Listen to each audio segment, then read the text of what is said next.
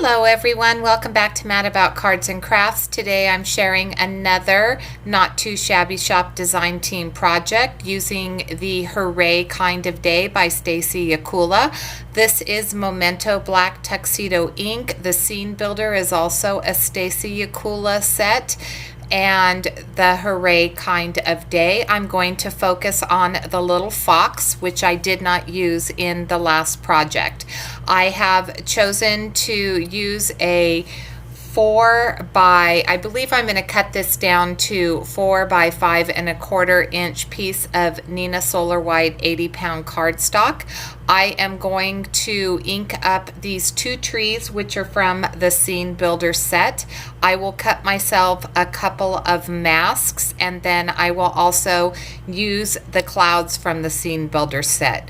I'm going to stamp the trees directly to the cardstock, and then the clouds I will stamp on a separate sheet of paper so that I can cut them along with the cute little fox out using my brother's Scan and Cut.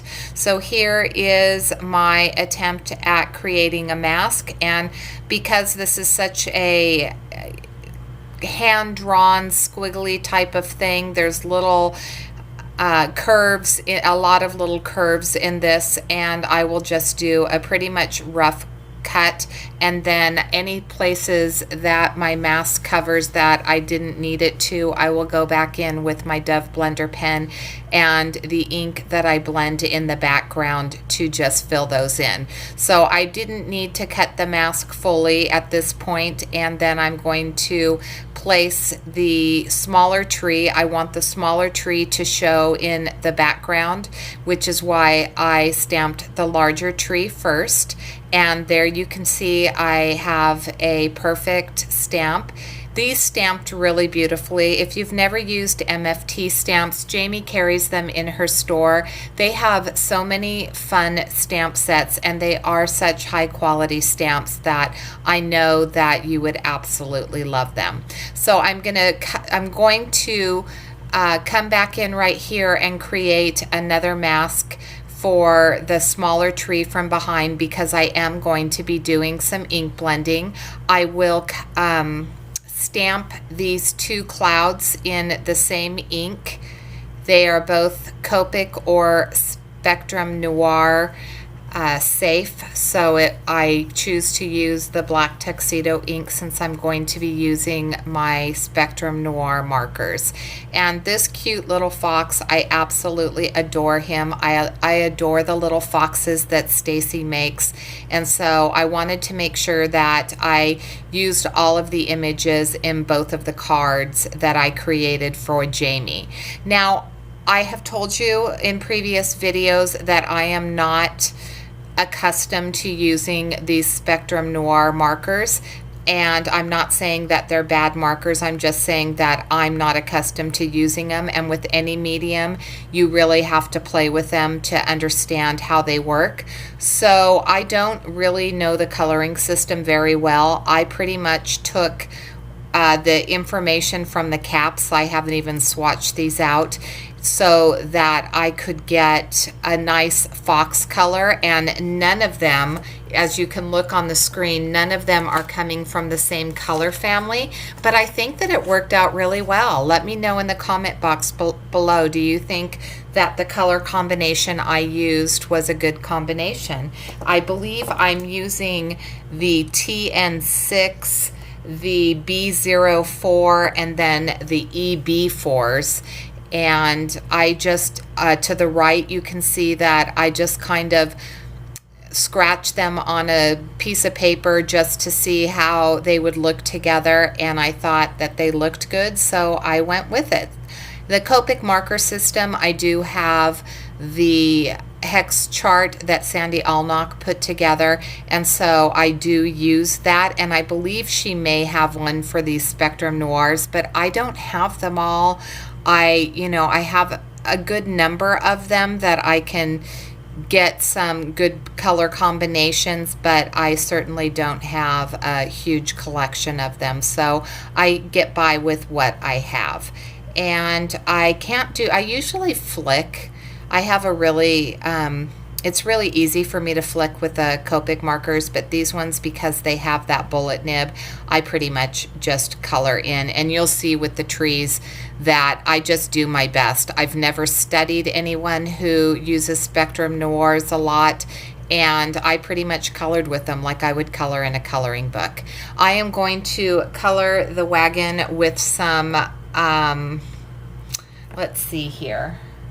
I believe those might be the R markers. So I believe I have R1 and R3 that I'm using. I really can't see on the screen right now, but I will list them on the screen. I'm going to actually go back in, watch this, and write down all of the colors, and I will have them going across the screen so we don't have to guess.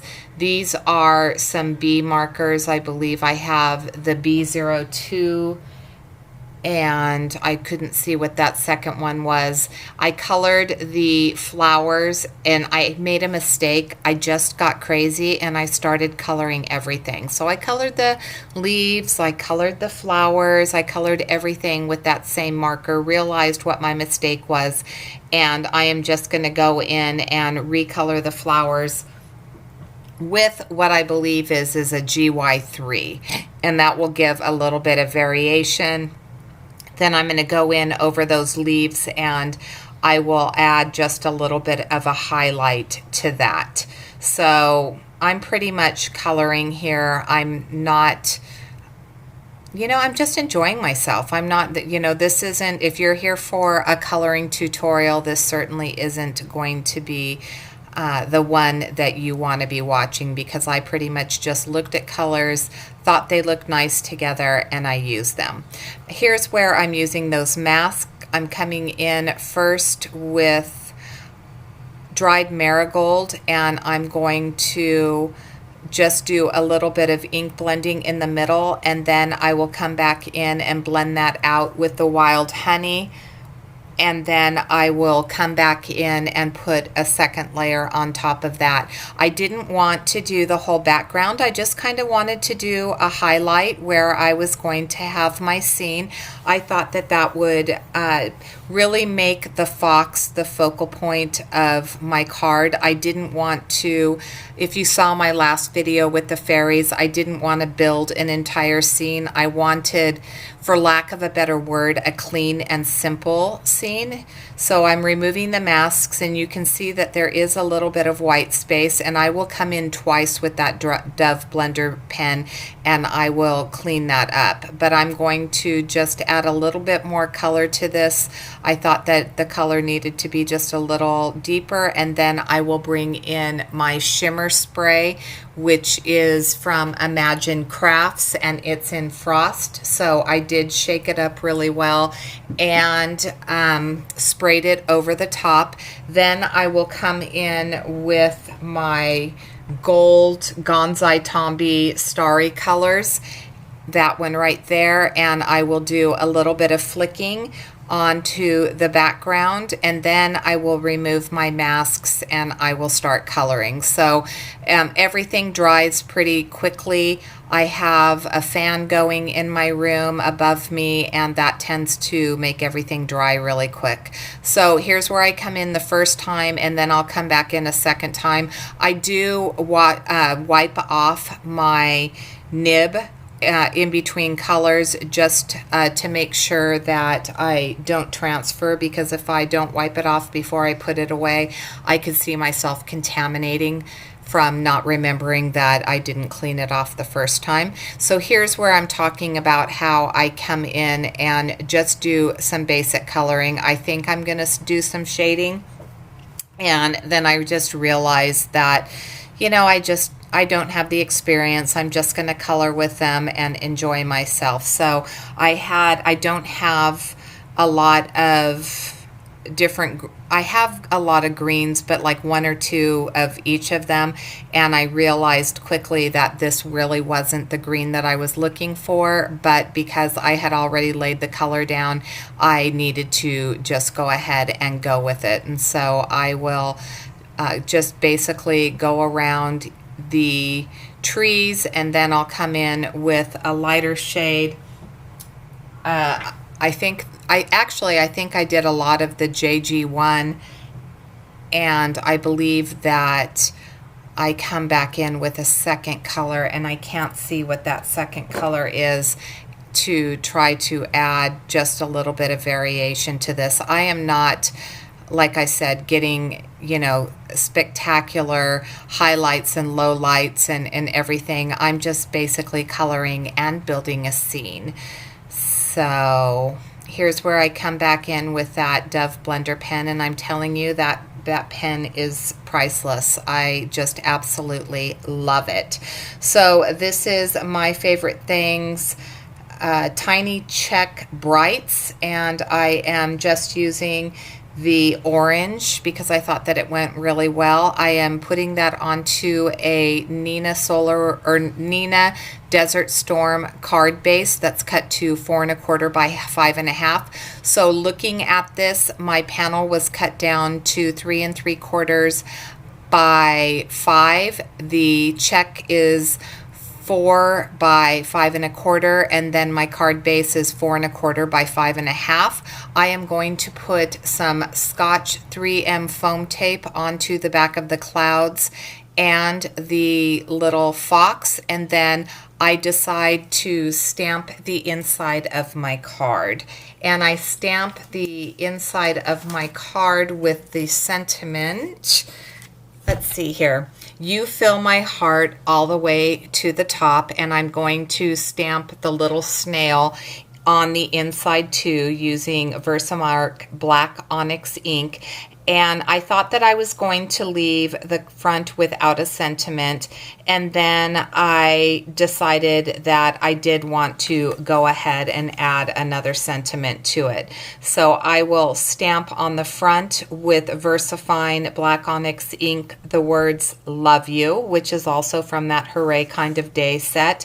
And then I will use some dewdrops, and I will link the dewdrops if I can find them. I think that they're a discontinued item that I purchased at Honeybee Stamps, and it was at a point when I really didn't label everything, and I put them into those little clear containers and didn't put a label on it. So if I can find them, I will link them and all of the products that I've used in the description box below.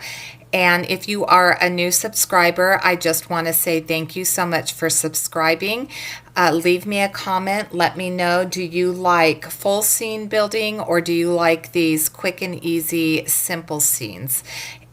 I'm going to, as I said, stamp the inside of my card, and that will pretty much be the end of it. Head on over to Jamie's shop. Jamie does give 10% off. Use the code Jamie10.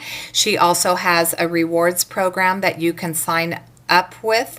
Right there, I'm just using some packaging to make sure that my sentiment is going to be in a spot that I want it to be. And I will glue these down with my art glitter glue, and that will be my card for today. Everything will be in the description box below.